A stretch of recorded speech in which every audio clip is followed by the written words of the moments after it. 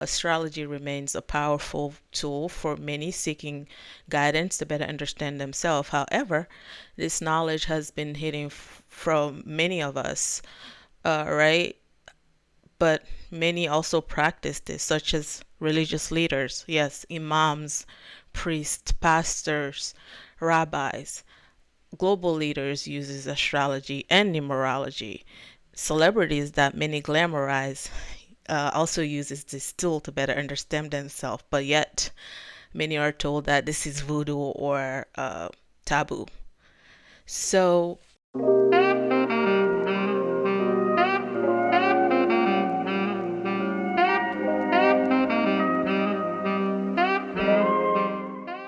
hello and welcome back to the Divine Nurture community. So we are ready for another truthful, meaningful, and deep conversation here. I am your host Pinta. If this is your first time tuning in, you're so welcome to the family. So yeah, today's episode is astrology. So let's dig in. So, what is astrology? My simple definition of astrology is the movement and position of the stars and planets up in the skies, right? With the understanding that they directly affect us in the day to day life. So, whether that's at a personal level or as a collective. The practice of astrology first originated from ancient Mesopotamia, which was during the time of the Babylonians. Um, this was before the birth of Christ. So back then, the stars and the planet were used to interpret the omens from God. So yeah, astrology has been around for millennia. Um, so with that practice, the Babylonians created the 12 astrological signs which we have today. So to this day, though, astrology remains a powerful tool for many seeking guidance to better understand themselves. However, this knowledge has been hidden from many of us, but many also practice this, such as religious leaders, yes, imams, priests, pastors, rabbis. Global leaders uses astrology and numerology. Celebrities that many glamorize also uses this tool to better understand themselves, but yet many are told that this is voodoo or taboo. So today's topic, I wanted to obviously astrology is so broad and is forever unfolding, but today I just wanted to try to condense it as much as possible, and I call this astrology 101 because I want to start from the basics, right? So I don't know how everyone's level of knowledge when it comes to astrology is, but today I want to focus on the planet. What is a rising sign? What are the 12 zodiac signs and their houses and the planet that rules them? What are the elements and modality um, for each sign, where each signs are classified? Rather, and then what is a north node? So first let me just say this: the planets versus the sign and the houses, all three are important. So the planets indicate what is happening up there in the skies, right?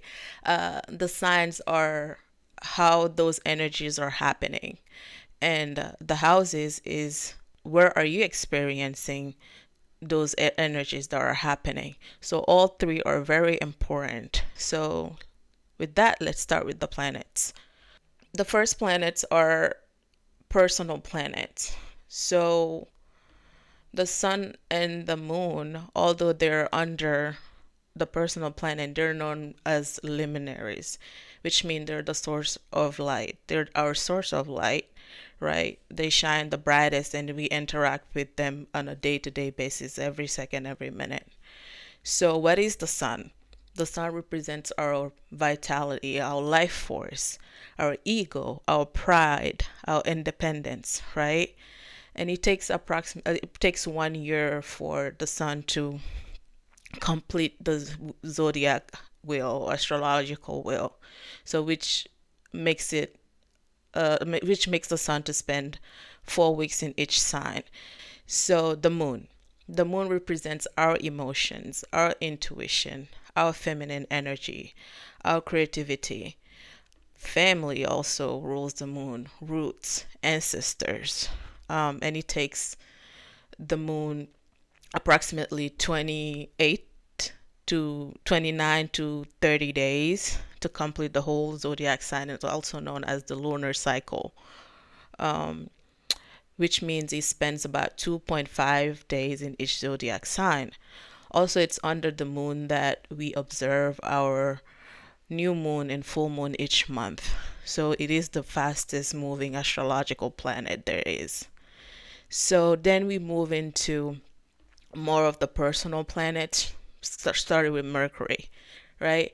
Mercury is known as the planet of communication, intellect, thinking, learning, sharing, teaching, right? It takes approximately 1 year for Mercury to complete the whole zodiac sign, which it spends between 14 to 30 day-ish in each sign.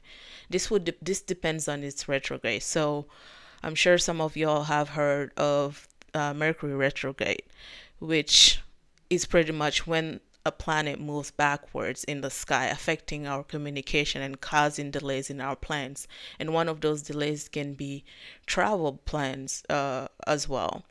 So it Mercury retrograde happens about 3 to 4 times a year, and as I'm recording this video, or when this video goes out, it will be on the last Mercury retrograde of this year. So, which will be from November 25th to December 15th. So, pay attention, be mindful of your communications, and avoid conflict during this time, because those are popular uh, things that happens during a Mercury retrograde. It is also important to note that all the other planets except for the sun and the moon to have a retrograde, right? But the Mercury retrograde, however, have more retrograde during the year. So it's important to note that. Which leads me to my next personal planet, which is Venus. Venus is the planet of love, harmony, pleasure, affection, and beauty. And it takes about 18 months to complete the whole zodiac sign. So which spends about 4 to 5 weeks in each sign. So also that would depend on its retrograde. Then we move into the planet of Mars. Mars is the planet of action, courage, energy, ambition, your drive, right? What drives you. So Mars takes approximately 2 years to complete the whole zodiac sign. So which means it spends about 6 to 7 weeks in each sign. Um, so those are our personal planets. Now we have two social planets, which are Jupiter and Saturn. So the social planets represents our personal and collective development, right? So Jupiter, the planet of expansion, the planet of luck, optimism, seeking higher knowledge, morals, and ethics. It takes Jupiter it takes approximately 12 years for Jupiter to complete the whole zodiac wheel. So it spends approximately a year in each sign. So that also depends on its retrograde. Then Saturn. Saturn is the furthest planet from the sun. So Saturn is known as the timekeeper, uh, the planet of karma, the planet of restriction, structures, right? Responsibility. So planet Saturn is really on the middle between the earth and the other realm, the spiritual realm, you can call it. So it's there to teach us how to be more responsible. So it takes Saturn approximately 28 to 30 years to complete the whole zodiac wheel. So once it gets to your Saturn, it's called the Saturn return, where it marks a major period of maturity and the start of a new cycle. So they it's true when they say, you know, you start adulthood at the age of 30. So once you experience that Saturn return, then you get like a reality check to kind of say, okay, what needs to be reassessed. So Saturn is there to help you with that. So the last planets are the outer planets. These are known as transpersonal. meaning they're generational planet as well. So you experience these as a collective. So they lie outside of Saturn orbit. Like I said, Saturn is in the middle. So it's a karmic planet and is a timekeeper. So these other three outer planets are on the other side.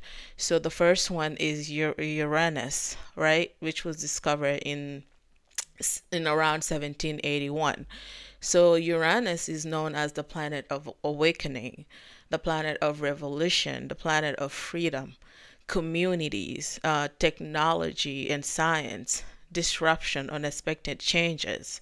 And it takes approximately 84 years for Uranus to finish the whole zodiac wheel, and spending approximately 7 to 8 years in each sign. So then we have Neptune. Neptune was discovered around 1846. So this is the planet of imagination, mystery, illusions, spirituality, right? So it takes approximately 165 years for Neptune to finish to complete the wheel. And then it spends about 13, 14 years in each sign. So then last but not least, we have Pluto, which was discovered in 1930s. Pluto, the planet of death, rebirth, transformation, power, right? It takes this planet about 248 years for Pluto to complete the wheel. So it spends about 13 to 32 years in each sign. So now moving on into the next one, I want to talk about the elements and modality. Elements are the zodiac sign, how the zodiac signs are categorized based on their core personal traits. So I refer to these as brother and sister signs. So, when someone tells you, oh, for example, I'm a fire sign. I'm a fire sign too. We get along. So that's what they mean. So these are classified by elements. So let's start with the fire signs. These are your energetic, bold ones, optimistic, of the zodiac, passionate. So we have Aries, Leo, and Sagittarius. Then we have the second elements, which are earth signs. That's Taurus, Virgo, and Capricorn. And these are known to be grounded, practical, and routine oriented. Then we have your air signs, which are Gemini, Libra, and Aquarius. These are more of your social and intellect of the zodiac. Then we have the water sign, which are Cancer, Scorpio, and Pisces, right? So those are more your intuitive, emotional, empathetic signs. Then we have the modality. The modalities are placed into group based on how they express themselves, right? So those are placed into three categories. The first one being the cardinal sign. So think cardinal as the starter of a season. So we have Aries, which starts the spring season. Then we have Cancer, which starts the summer season. We have Libra, which starts the fall season. Then we have Capricorn, which starts the winter season. Then we have the one that we call the fixed signs. These are in the middle of a season, so they're called the preservers. So we have Taurus, which is in the middle of spring. Then we have Leo, who's in the middle of summer. Then we have Scorpio, who's in the middle of fall. Then we have Aquarius, who's in the middle of winter. Then we have the mutable signs, which ends the seasons. They're known to be more flexible. So we have Gemini, which ends spring season. Then we have Virgo, which ends summer season. We have Sagittarius, which ends fall season. Then we have Pisces, which ends winter season. So now I want to talk about what a rising sign is. So a rising sign is the first impression others get of you when they first meet you. So it pretty much represent like your life experiences. So the rising sign is the sign that was rising from the eastern horizon, in simple words, where the earth meets the sky. So when you were born. So oftentimes people think their sun sign is more important, but it can be argued that both your rising sign and your sun sign is important. In fact, some act more like their sun sign, more like their rising sign than their sun sign. So I heard this house analogy to better understand the difference between your sun sign, your rising sign, and your moon sign. So they said, think of your rising sign as a house, right? You're standing outside of a house, you see the representation of the house. So it captures your eyes, but you don't know what's inside of there. So then you enter the house, then you have like the living room, the kitchen, all of that. So that represents your sun sign. So you're like, okay, now I have an idea of what's going on there. Then you have your moon sign. Your moon sign is more personal, your hidden self, your emotions. So one must go inside of your room to kind of understand how you best work with your emotions and better get to know you. And those are the people that are mostly intimate to you.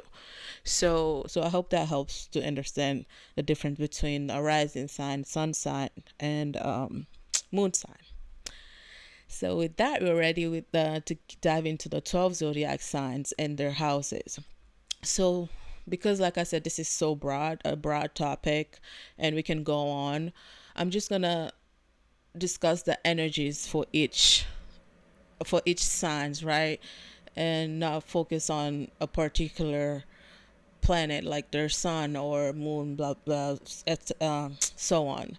So let's start with Aries. Aries season starts March 21st to April 20th. So Aries is ruled by planet Mars, the Ram. So it is known as the starter of the astrological year and spring season, as mentioned. So it is a cardinal sign, a cardinal fire sign.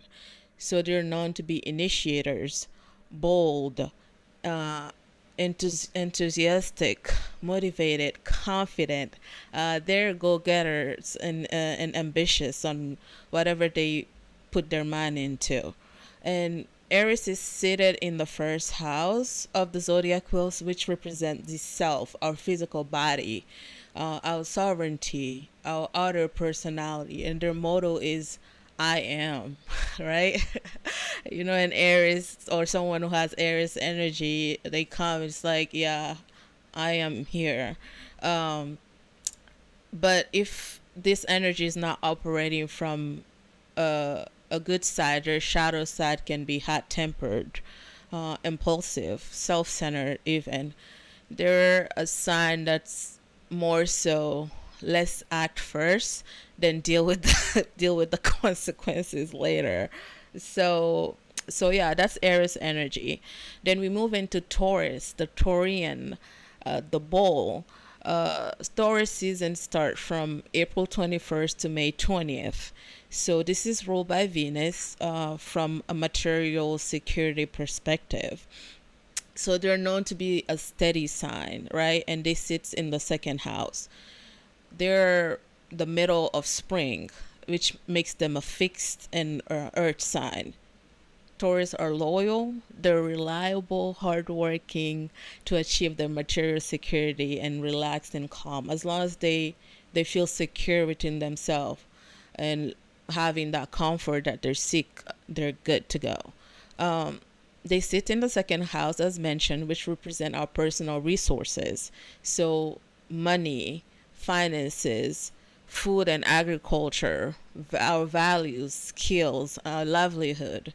So their motto is I have, right? I possess, I have. Um, and the shadow side of this energy can be very stubborn. They do not like change. Think of the bull. When he doesn't want to be moved, it won't move. So it resists changes and dislike anything that messes up their routine unless they're ready to do so. So discomfort is a no for them. So yeah, that's Taurus. Gemini, the twins. Gemini season is from May 21st to June 20th. And this is a planet ruled by Mercury, right? Which focuses on information gathering here. So Gemini sits on the in the third house and they end the spring season. They're a mutable air sign, so which means they're adaptable, flexible, curious. They're social butterflies, if you know Geminis, right? And very active, especially active in the mind. So them sitting in the third house means their representation or immediate environment, so meaning siblings, extended family and neighbors, learning and early education. So the third house also rules short distance travels and mental activities, and their motto is I think.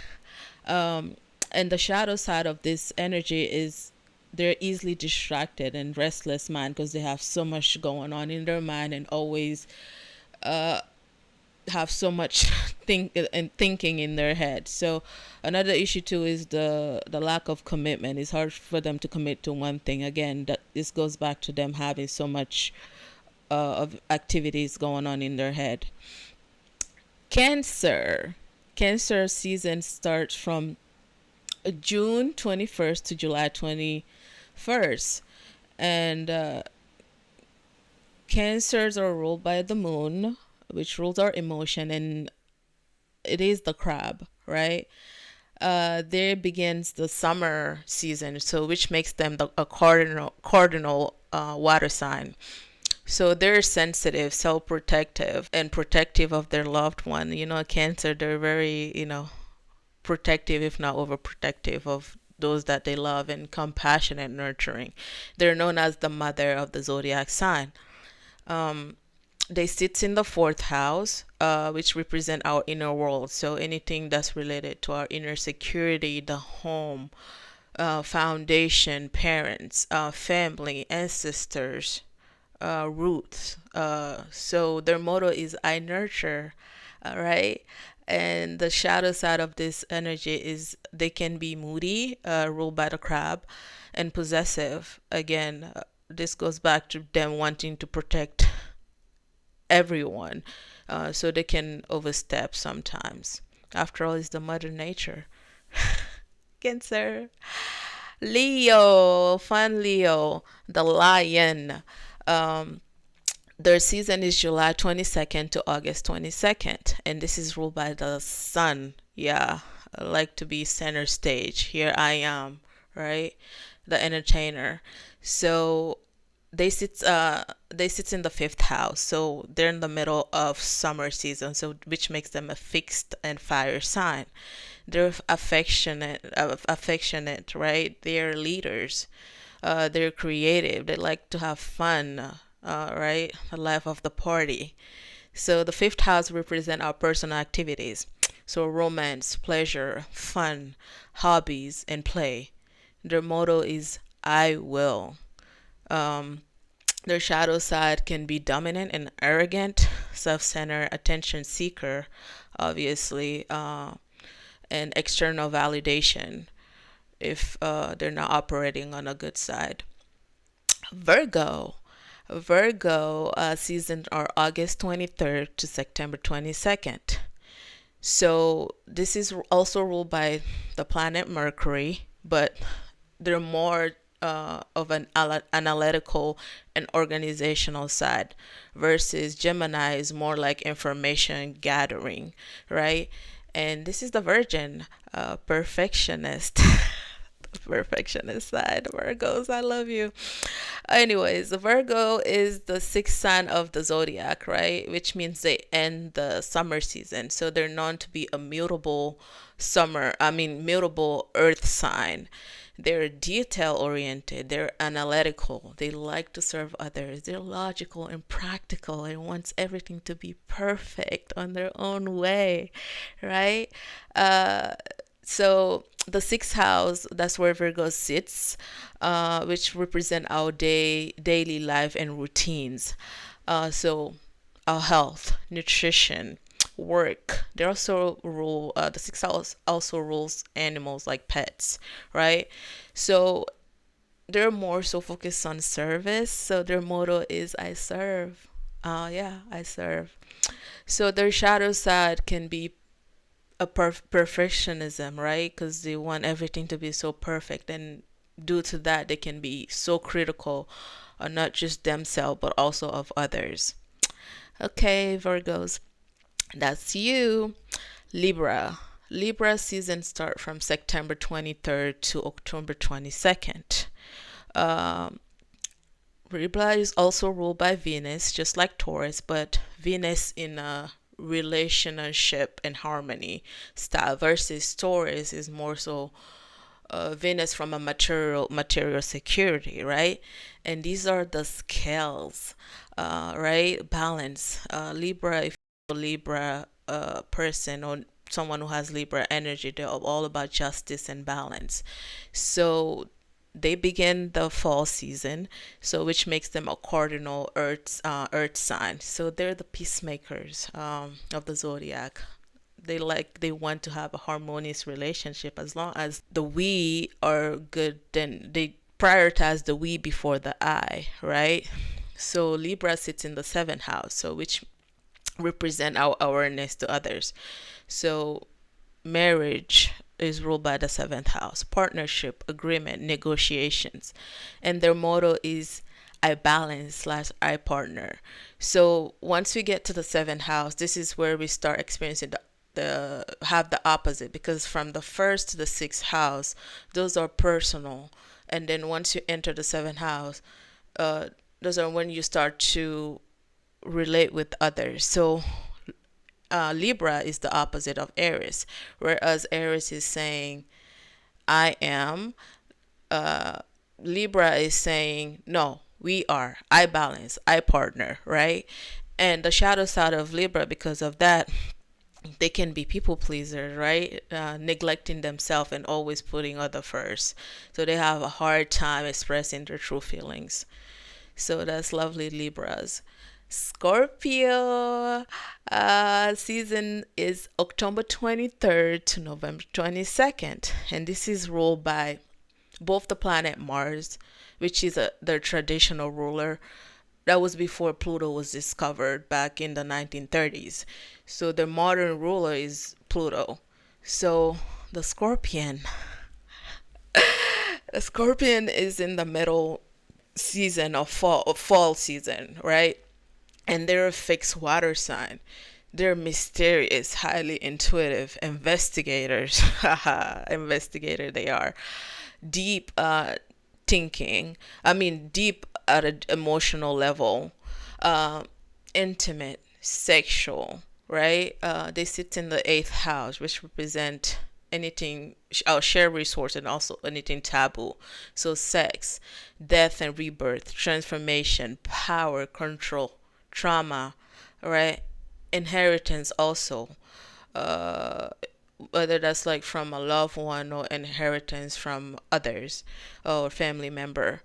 Taxes rules the eighth house, and debt,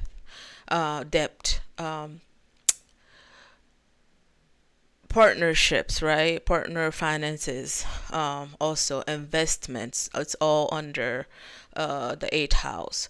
Their motto is I desire and I share. This is the opposite of Taurus, where Taurus is saying I have. Scorpio is saying I desire to share. I have it. So their shadow side can be over controlling, though. They can also manipulate uh, situations if, you know, they feel like you're stabbing them uh, behind their back. So it can also be a jealous energy and upset can be obsessed with power, right? So Sagittarius. So happy birthday, Sagittarius. This is your season. Happy birthday. Sagittarius season, November 23rd to December 22nd. And Sagittarius is ruled by the planet Jupiter, the Archer symbol, right? Half man, half horse, always ready to go, right? To explore. So Sagittarius and fall season. So this is a mutable fire sign. They're spiritual adventurers, right? They value their personal freedom, optimistic. They seek higher knowledge. Morals and ethics are important. Truth tellers, if not too much truth. Yes, they're good storytellers as well, and open-minded to explore life and what life has to offer, which is beautiful. Sagittarius sits in the ninth house, which represents our expanded horizon. So, higher education and teaching, philosophy, religion, um, also foreign cultures and anything foreign. Uh, they rule long distance travel as well. So, whereas Gemini, the opposite side, is saying, I think, Sagittarius more so, no, I wanna step beyond that. I wanna explore. I want to adventure. So their motto is I explore or I adventure or I experience. So their shadow side is they can have a sharp tongue. Yes, brutally honest. They like to communicate truth, and they are the sign that knows a lot or know it all, right? After all, it's the sign of truth. So Capricorn. Capricorn season is December 23rd to January 21st. So Capricorn is ruled by the planet Saturn, planet of responsibility and discipline. And this is the sea goat, right? The mountain climber. So Capricorn starts the winter season. So it is a cardinal earth sign. So they're known to be hardworking, resilient, they value tradition. They're conservative and reserved, right? They sit in the 10th house, which represent our outer world. So anything public reputation, career, status, authority figures, leadership, institutions, structures, systems, the government even. Where are their opposite sign? Cancer is the mother figure. Capricorn is more so the father figure. Cancer is saying, I'm okay to stay home and explore my inner world. And Capricorn's like, no, I wanna be out there. I wanna achieve. So their motto is I use or achieve. So their shadow side can impose standards on others because they're fixated on those long-term goal, and they just want to go. So when they come across others, they want it to be that way, right? And it's a sign that's emotionally detached, the father figure, Saturn. So they're not a sign that shows their emotion. They're more so focused on hard work and discipline and restriction. You can have that once you achieve this. So yeah, that's Capricorn. Aquarius. Aquarius season is from January 22nd to February 20th. And Aquarius is ruled by both planet Saturn, which is a traditional sign ruler before Uranus was discovered. So which makes Uranus their modern planet. So both ruled by Saturn and Uranus. And this is the water bearer, right? We are currently in the age of Aquarius, and it's showing, and this energy is going to continue to get loud. So what is Aquarius? The humanitarian, the mystical healer, right? It is in the middle of winter season, so it is a fixed air sign. This is innovation, team player, eccentric, this is the non-conformist, right? Wants to be unique on their own way and authentic, loyal, like to gather people and communities. So Aquarius sits in the 11th house, which represent our connection to groups and communities. So it also rules our goal and aspirations. Again, humanitarian pursuit, social recognitions, social media, technology. Whereas Leo, their opposite sign, is more so I will, is focused on fun, on the self, and start center stage. Aquarius is more so I inspire, I know. I want to share with community. I want to bring people together, work together, and lead and serve if I can. So their shadow side is because they seek freedom and authenticity. They can be rebellious and ruthless, right? When getting in the way of their freedom. So yeah, that's Aquarius. Last but not least, we have Pisces. Uh, the fishes, their season is February 21st to March 20th, which they close out the astrological year. They're ruled by both planet Jupiter, which is their traditional ruler before Neptune was discovered.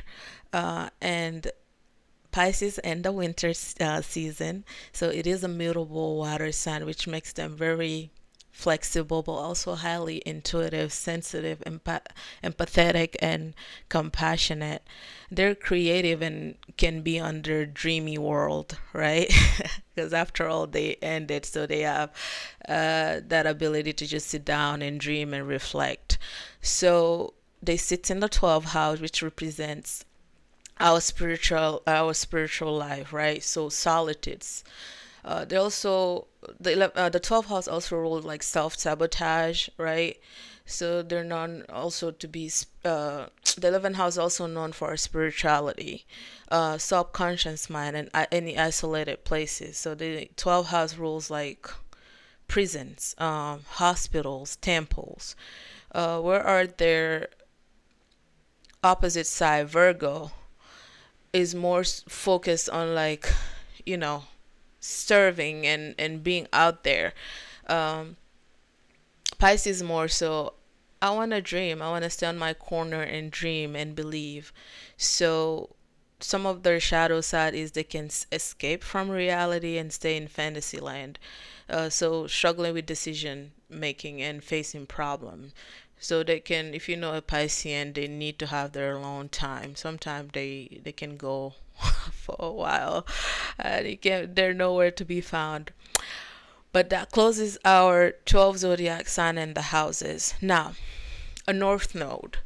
A north node is not, we have what we call points in astrology, and the north node, I believe, is one of the most important points there is.